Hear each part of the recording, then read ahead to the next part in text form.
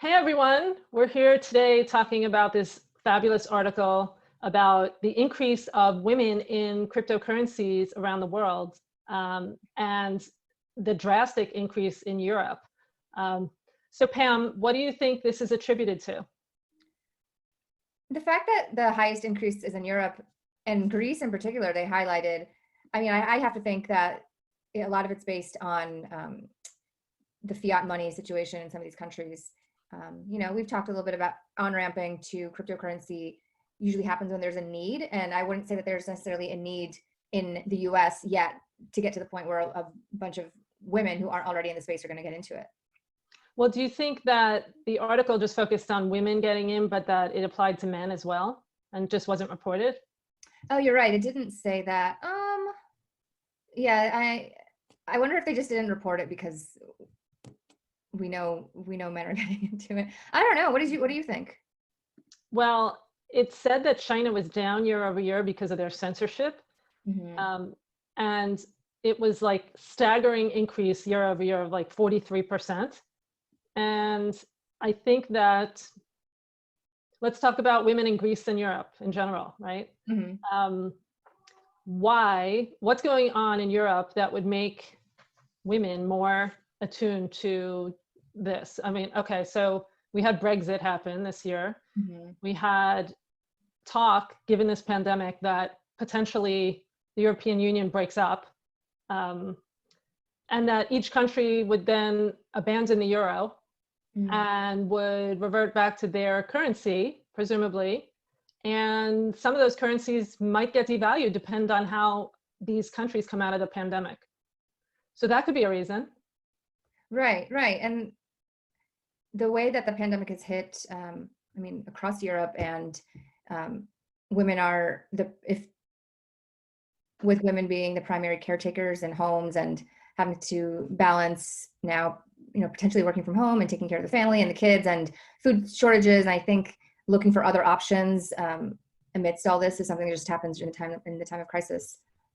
Right. And they could just be looking to hedge in general. They could just be home reading more articles. They could be watching this video cast and deciding that they are more interested and want to become more aware. So I think it's all positive. Yeah, it's definitely positive. And it got me thinking about people that I know, not people I follow on Twitter. There are a lot of women in crypto that I think you and I both follow on Twitter. It's not non-existent, but I was thinking about women in my own life and community and groups who are into crypto. And I can think of only one person I've spoken to recently who said that she used to be really into Bitcoin, now not as much, but everybody else is just curious when I bring it up because I bring it up a lot.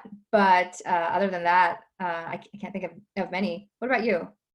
Yeah, I actually took a walk today in Central Park and I had on my "It's time for Plan B" Bitcoin t-shirt. And a few people stopped me from a distance and said, "What is the B?" And then that's great because then I can tell them all about Bitcoin.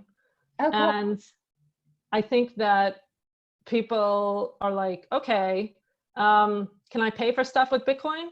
Can I go to Starbucks and buy a coffee with Bitcoin? And then, you have to get into this whole other discussion about how that's coming, or how, Backed is working with Starbucks and then they're like, okay, you're obsessed. I'm going to keep walking now. Were these women? Yeah, some of them were women. Yeah, absolutely. So I think the shirt is smart because Plan B, obviously, it is phrasing that's going to impact and get the attention of more women. So that's really interesting. What happened as soon as you told them it was Bitcoin? Like, did they have like a reaction on their face? Like, oh God, this again, I have enough friends. No, they were like, ooh, I want to learn more about Bitcoin. Interesting. So that's consistent with this article, what we're seeing anecdotally. And so, it's all good. We'll take it, right? Yeah, absolutely. I think more interest in the space is great. I haven't personally witnessed it in my own circles, but I think it really depends on what are the immediate needs facing people. If they're facing financial hardship and they're looking to hedge their bets, then maybe, but you kind of have to be a little bit far removed. You can't be worried about your job security. You have to have a little bit of security, I think, in order to even be looking for a hedge. That's true.